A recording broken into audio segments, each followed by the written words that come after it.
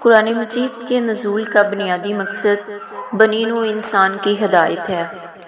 ارشاد باری تعالیٰ ہے فَقَدْ جَاءَكُمْ بَيِّنَةٌ مِّن رَبِّكُمْ وَهُدًى وَرَحْمَةٌ، تمہاری رب کی طرف سے تمہارے پاس ایک روشن دلیل، ہدایت اور رحمت آ گئی ہے۔ دوسری جگہ ارشاد باری تعالیٰ ہے وَإِنَّهُ لَهُدًى وَرَحْمَةٌ لِّلْمُؤْمِنِينَ، بے شک یہ قرآن ہدایت اور رحمت ہے ایمان لانے والوں کے لیے۔ یہ قرآن مجید کا اعجاز ہے کہ جو بھی ادنا و اعلیٰ شخص ہدایت کی نیت سے اسے پڑھتا ہے یا سنتا ہے، اس کے لیے اللہ تعالیٰ ہدایت کے راستے کھول دیتے ہیں، بشرط یہ کہ اس کے ذہن میں تعصب یا ہٹ درمی نہ ہو۔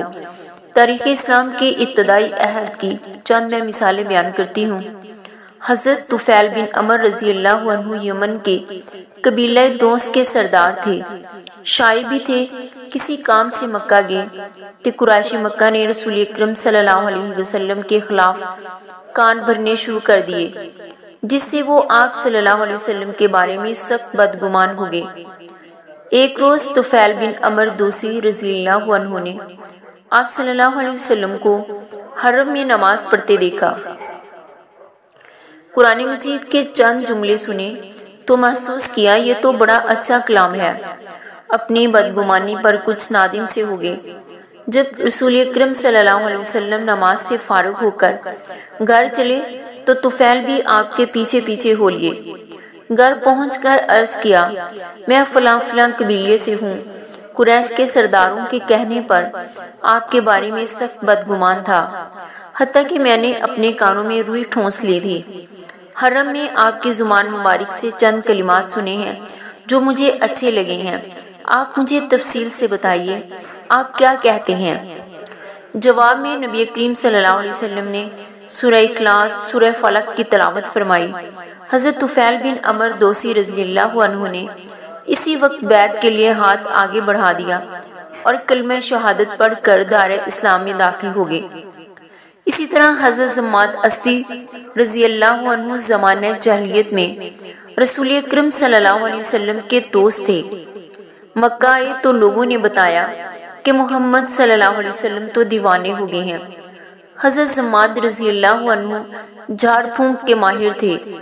اس ارادے سے رسول اکرم صلی اللہ علیہ وسلم کے پاس گئے کہ ان کا علاج کروں گا تاکہ وہ صحت مند ہو جائیں۔ آپ صلی اللہ علیہ وسلم کی خدمت میں حاضر ہو کر مدعا پیش کیا۔ رسول اکرم صلی اللہ علیہ وسلم نے پہلے کلمہ شہادت عطا فرمایا، اللہ تعالیٰ کی حمد و ثنا فرمائی اور اس کے بعد قرآن مجید کا ایک حصہ تلاوت فرمایا۔ زماد اسدی رضی اللہ عنہ کو یہ کلام اتنا پسند آیا کہ دوبارہ پڑھنے کی درخواست کی۔ رسول اکرم صلی اللہ علیہ وسلم نے 3 مرتبہ ادا فرمایا۔ زماد اسدی رضی اللہ عنہ سننے کے بعد کہنے لگے میں نے ایسا کلام پہلے کبھی نہیں سنا، میں نے کاہنوں کا کلام سنا ہے، شاعروں اور ساحروں کا کلام بھی سنا ہے، مگر یہ کلام تو سمندر کی تہ تک پہنچنے والا کلام ہے۔ حضرت زماد اسدی رضی اللہ عنہ نے نہ صرف اپنی طرف سے بلکہ پوری قوم کی طرف سے آپ صلی اللہ علیہ وسلم کے ہاتھ پر بیعت کر لی، رضی اللہ عنہم ورضوا عنہ۔